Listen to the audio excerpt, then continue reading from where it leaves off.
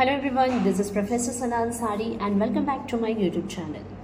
Friends, in our today's video lecture, we will deeply learn about how to calculate the payback period. In our last video lecture, we learned how we can calculate the payback period in a different form. But in this video lecture, we have a procedure and different formulas. By using those formulas, we can easily find out the number of projects and its returns easily. Okay last के video में मैंने सिर्फ एक project का बताया था कि हम किस तरीके से पेबैक पीरियड को कैलकुलेट करेंगे फ्रेंड्स, बट आज के लेक्चर में जो हम क्वेश्चन करने वाले हैं इसमें हमें मल्टीपल प्रोजेक्ट्स दिए गए हैं और उस बेस पे we need to just calculate payback period for the different projects. Okay, now let's start together friend. As you can see on the screen the question is we have 4 projects, project A, B, C and D. We have an original investment of these projects. For project A, the original investment is 5,000 as it is. B के लिए 5,000, C के लिए भी 5,000 और D का भी original. मतलब 4 अलग अलग तरीके की मशीन्स है फ्रेंड्स और चारों अलग अलग तरीक़ों की जो मशीन्स को खरीदा गया 5,000, 5,000, 5,000, 5,000 में खरीदा गया. So this is all what we call the original investment of the projects.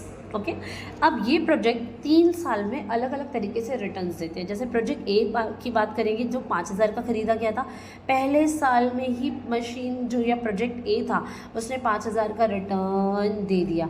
So I hope friends आपको ये चीज़ समझ में आ गई होगी कि मशीन ख़रीदा 5,000 का, अब 5,000 रुपया पहले साल में उससे कमाई हो गई तो पे बैक पीरियड क्या होगा friend? Only 1 year. It is very obvious and easy to understand कि हमारा पे बैक पीरियड क्या होने वाला है? 1 ईयर.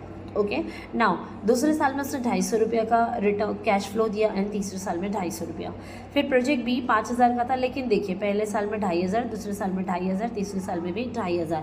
यानी कि आपका जो रिटर्न्स है it is constant. whenever the return is constant we have a different formula for the payback period calculation. Okay, now project C 5,000 investment, 1,000, 2,000, 6,000. You can notice here the returns are different and whenever the returns are different for a particular project or a single project we have a different formula to calculate the net annual to calculate the payback period. And later on we have a project D.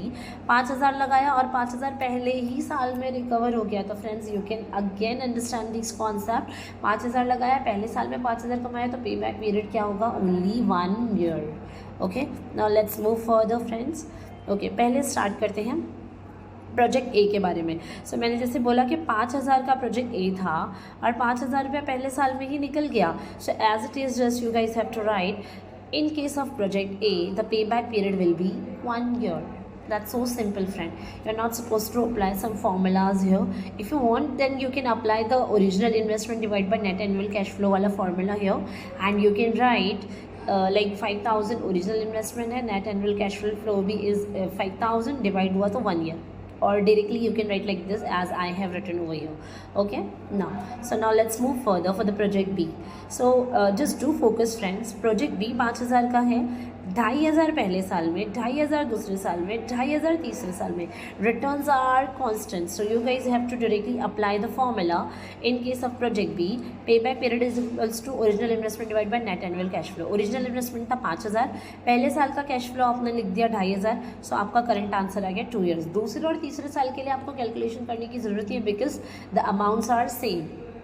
Then your answer will also be same. So you just have to apply it once and your answer will be 2,000. Okay चलिए अब project सी की तरफ बढ़ते हैं. ये थोड़ा सा हमको समझने वाला है क्योंकि देखिए 5,000 मशीन पे लगाया लेकिन पहले साल पे 1,000, दूसरे साल में 2,000, तीसरे साल में 6,000 हुआ. अब कवर कितना होना चाहिए? 5,000. देखिए क्या हमारा 5,000 पहले साल में कवर हुआ? नहीं, सिर्फ 1,000 हुआ. क्या दूसरे साल में कवर हुआ? नहीं. अब तक पहले और दूसरे का मिला के सिर्फ 3,000 रुपये कवर हुआ.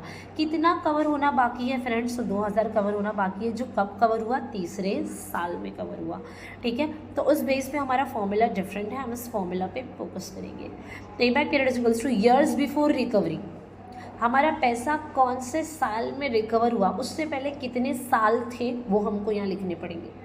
अगर हम नोटिस करें फ्रेंड्स तो हमारा जो पैसा है प्रोजेक्ट सी का पहले साल में भी कवर हुआ नहीं हुआ, दूसरे साल में भी नहीं, तीसरे साल में कवर हुआ।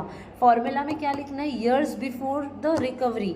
रिकवरी से पहले कितने साल थे, तो निकले 2 साल, क्योंकि कवर कौन से साल में हुआ, तीसरे। सो ईयर्स बिफोर रिकवरी कितना होगा फ्रेंड, 2 ईयर्स। तो देखिए यहाँ पे मैंने साइड में लिख दिया पहले, years before recovery will be 2 years, और फॉर्मूला में मैंने यहाँ लिख दिया 2। ओके, प्लस अनरिकॉर्डेड इन्वेस्टमेंट, मतलब कितना इन्वेस्टमेंट रिकॉर्ड नहीं किया गया। अगर आप यहाँ पर देखेंगे, पहले साल में 2, दूसरे साल, पहले साल में 1, दूसरे साल में 2। ओके, तो हम यहाँ पे काउंटिंग करेंगे कि कितना बाकी था।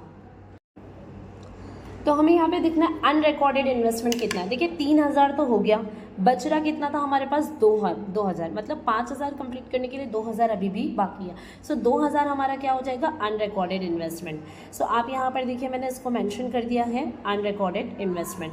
फिर डिवाइड बाय, फॉर्मूला है डिवाइड बाय, ये प्लस, फिर divide by cash flow during the year of recovery.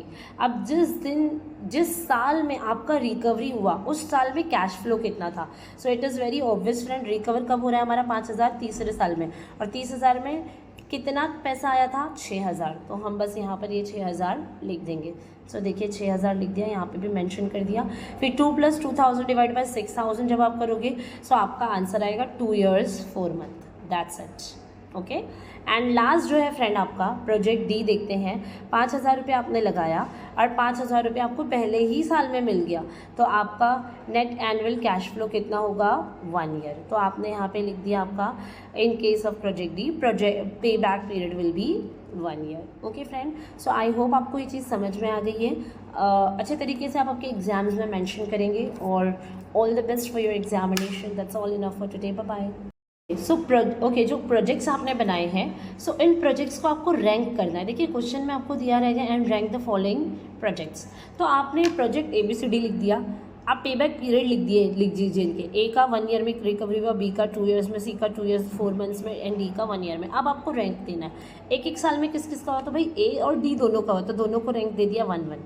फिर 2 ईयर्स में जिसका वो 2 ईयर्स 4 मंथ जिसने लिया वो 3। इस तरीके से फ्रेंड्स आपको क्या है, रैंकिंग भी करनी है। सो ध्यान दीजिएगा, रैंकिंग प्रॉपर करेंगे। Okay, bye bye, have a nice day.